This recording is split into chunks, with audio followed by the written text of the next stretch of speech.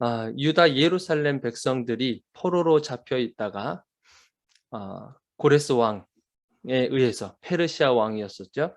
고레스 왕에 의해서 그 칙령을 받고 너희들은 다 본국으로 돌아가서 성전, 여호와의 성전을 건축해라 라고 하는 명령을 받았다고 말씀드렸어요. 그래서 사람들이 다 예루살렘으로 3차에 걸쳐서 3번에 걸쳐서 귀환을 하게 됩니다. 그랬었을 때 첫 번째 귀환을 하게 된 1차 포로 귀환이라고 우리가 보통 설명을 하기도 하는데요. 그때 리더로 있었던 사람이 예수아와 수룹바벨이라고 하는 사람이었어요. 그 두 사람을 중심으로 해서 첫 번째로 귀환했던 포로 귀환한 그 백성들과 함께 성전을 짓게 되었습니다. 성전을 짓는데 거기에서 한 민족이라고 표현을 하면 좋겠는데, 한 민족이 나타나서 우리도 당신들과 같이 우리가 돕겠으니 우리도 같이 한번 성전을 지읍시다. 그렇게 제안을 했었습니다. 그 민족이 누구라고 그랬습니까? 바로 사마리아 민족이라고 말씀드렸어요. 사마리아 민족은 아수르에게 북이스라엘이 멸망했다고 했었는데, 이 아수르가 그 주변 국가들과 같이 이 결혼을 통해서 피를 다 섞어버리는 일이 있었다고 말씀드렸어요. 그래서 유다 사람들은 이 북이스라엘 사람들, 그러니까 사마리아, 지금은 사마리아 사람이라고 얘기하는데, 그 사람들을 향해서 너희들은 거룩한 민족이 아니다. 어떻게 거룩하지 않은 그 당신들이 하나님의 거룩한 성전을 지을 수 있겠느냐? 너희들은 그렇게 우리와 같이 성전을 지을 수 없다. 그렇게 딱 잘라서 거절해 버립니다. 그래서 이 사마리아 사람들이 왕이 바뀔 때마다, 페르시아 왕이 바뀔 때마다 이런 문서를 기록을 해가지고 편지를 써서 왕들에게 갖다 바쳤다 그랬습니다. 그 중에 하나의 내용을 오늘 설명해 주고 있어요. 아닥사스다 왕에게 올린 그 글의 초본이 이러하다라고 하면서 오늘 본문 말씀이 시작이 되고 있는 것입니다. 이 아닥사스다 왕에게 올린 이 글의 내용들을 한번 쭉 살펴보면 그런 내용이죠. 지금 저 유다 백성들이 예루살렘에 지금 짓고 있는 그 성읍은 패역한 성읍입니다. 그 패역한 성읍이 만약에 완공이 되면 지금 왕은 큰 손해를 보게 될 것입니다. 저들은 왕들에게 있었던 그런 왕의 조상들이 기록하고 있었던 역사책, 그래 사기라고 여긴 표현되어 있는데, 사기에 보면 그 책에도 기록이 있을 것입니다. 저 성읍이 왜 무너졌겠습니까?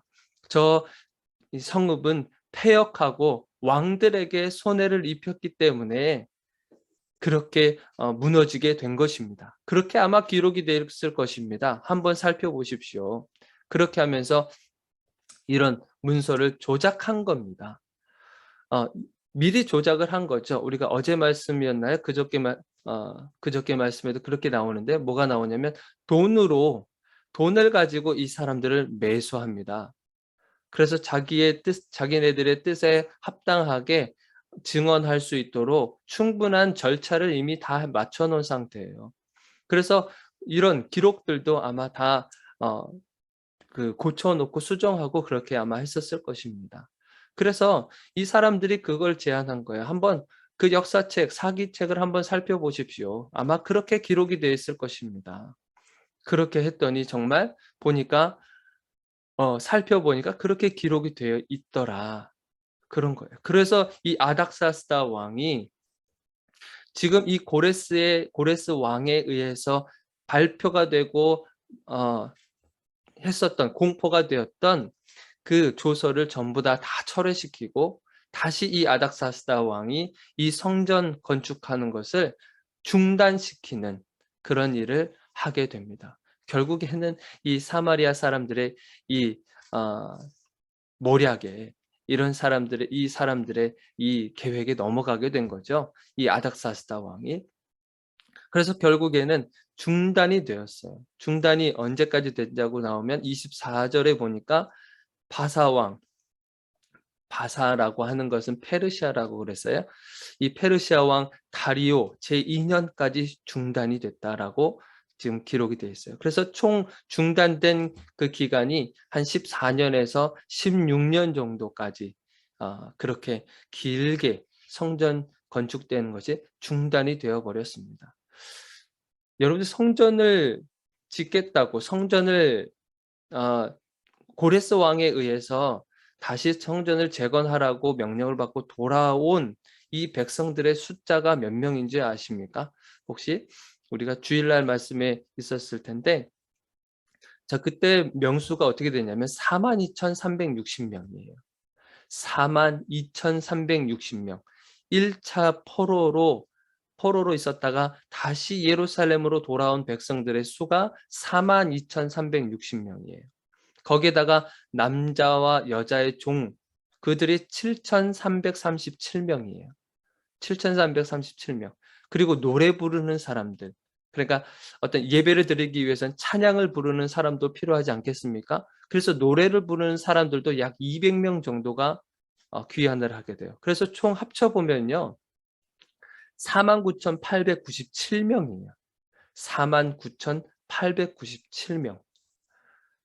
1의 자리 숫자까지 굉장히 정확하죠. 에스라라고 하는 이 사람의 성격이 드러나기도 합니다. 보통 성경에 사람들 명수하면은 대략적으로 이렇게 기록이 되어 있거든요.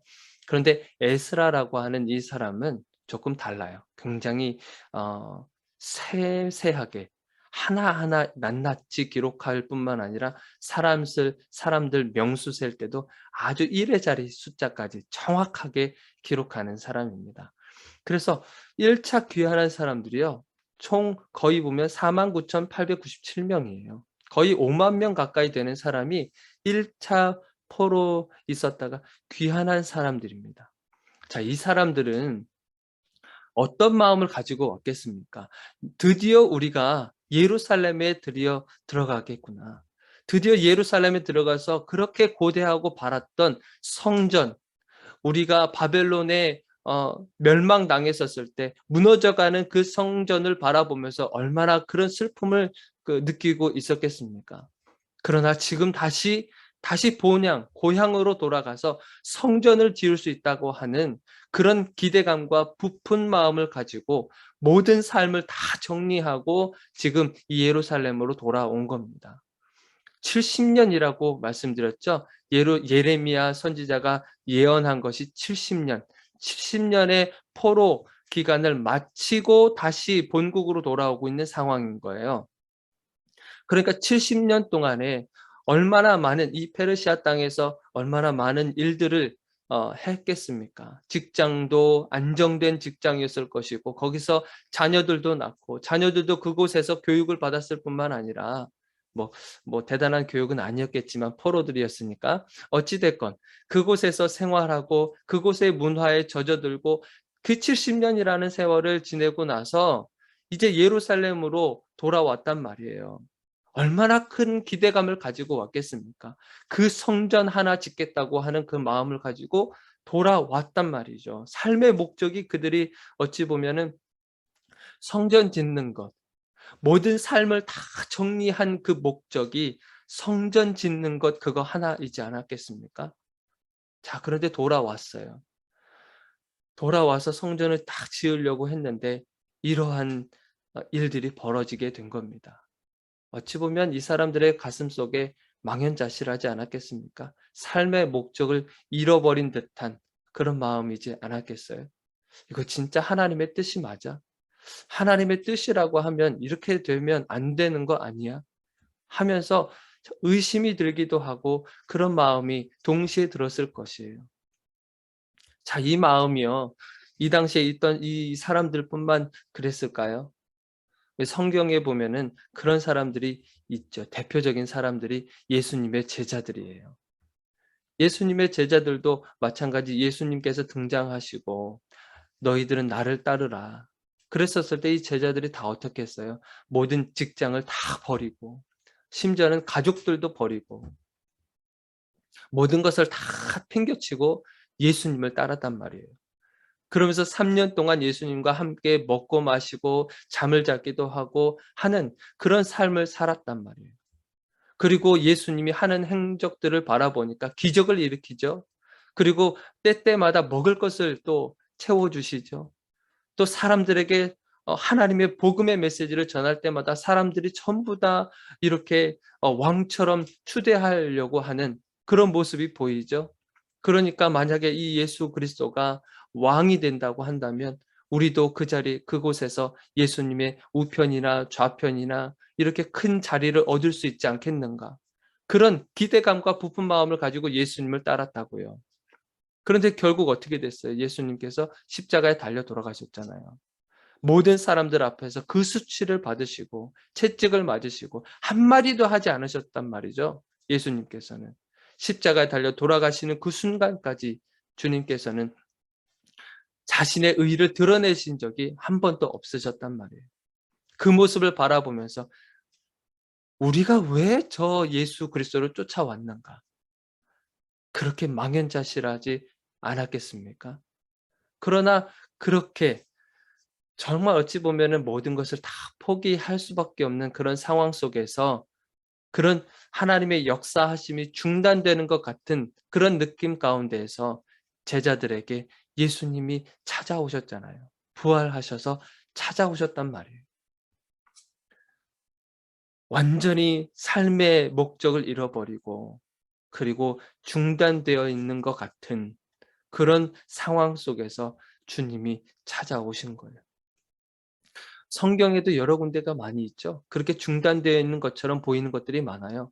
아담과 하와를 우리가 또 살펴보지 않았겠습니까? 하나님의 뜻이 이 선악과를 통해서 잃어버린 것 같은데, 중단된 것 같은데, 셋이라고 하는 사람을 다시 세워서 하나님께서 예배 공동체를 세워가잖아요. 노아도 마찬가지지 않습니까? 당시 사람들이 얼마나 패역하고 정말 쾌락을 즐기며 그렇게 살아갔었던 사람들에게 하나님께서 심판을 결정하셨잖아요. 그렇지만 한 사람을 세워 이 노아라는 사람을 세워서 하나님의 뜻을 결국에는 이루어 가시는 것을 우리가 보게 됐단 말입니다. 마찬가지 이런 거예요.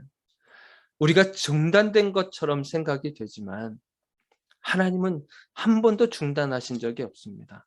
우리 눈에는 14년, 16년 정도 되는 중단된 그런 모습을 볼 수 있지만 그러나 하나님은 그것을 중단된 모습으로 멈추지 않습니다. 하나님은 하나님의 방법대로 하나님의 계획하신 바대로 하나님의 그 뜻을 이루어 가신다고 하시는 것. 환경이요, 여러분들을 방해할 수 있어요. 여러분들의 주변이 여러분들을 방해할 수 있습니다. 여러분들의 돈이 여러분들을 방해할 수 있고요. 여러분들의 건강이 여러분들이 하나님의 비전을 품고 달려가는 그 길을 방해할 수 있습니다. 사람들과의 인간관계 가운데서도 얼마든지 우리들을 방해할 수 있어요. 우리의 자녀가 그럴 수도 있고 때로는 우리 부부가 될 수도 있어요. 우리의 생각을 하나님으로부터 온 그 비전과 뜻을 이루어가는 데 있어서 방해받을 수 있는 것들이 너무 많습니다. 그렇지만 그것 때문에 하나님의 뜻이 중단되지는 않습니다. 중단된 것처럼 보일 수 있죠. 그러나 하나님은 계속해서 움직이고 계십니다. 하나님의 뜻이 이루어질 때까지 움직이고 계시는 우리 하나님을 볼 수 있습니다. 그래서 갈라디아서 6장 9절에 무슨 말씀이 있냐면 제가 읽어드릴게요. 우리가 선을 행하되, 여기서 선이라고 하는 것은 하나님의 뜻을 이루는 것을 선이라고 말씀하고 있는 겁니다. 우리가 하나님의 뜻을 이루어 선을 행하되 낙심하지 말지니 포기하지 아니하면 때가 이름에 거두리라. 포기하지 않고 낙심하지 않으면 때가 되었을 때, 하나님의 그 때가 되었을 때에 반드시 이루어진다라고 말씀하고 계세요. 여러분들 혹시 비전을 품고 달려가고 계십니까? 그러면 방해는 당연히 있을 수밖에 없어요. 하나님의 뜻을 이루어가는데 어찌 사탄이 가만 놔두겠습니까? 그러나 우리가 지켜나가야 할 것, 우리가 낙심할 수도 있겠죠. 그리고 낙담할 수도 있겠죠. 그 환경을 바라보면서 답답해하며 그리고 가슴을 쓸어내리며 그런 모습을 비춰볼 수도 있어요. 그러나 기억할 것은 뭐냐면 하나님께서는 말씀으로 우리들에게 찾아오신다고 하는 사실입니다. 그것을 붙잡고 살아가신다면 때가 이르렀을 때 하나님께서 그 열매를 반드시 맺으실 것이라 믿습니다. 우리 함께 기도하겠습니다.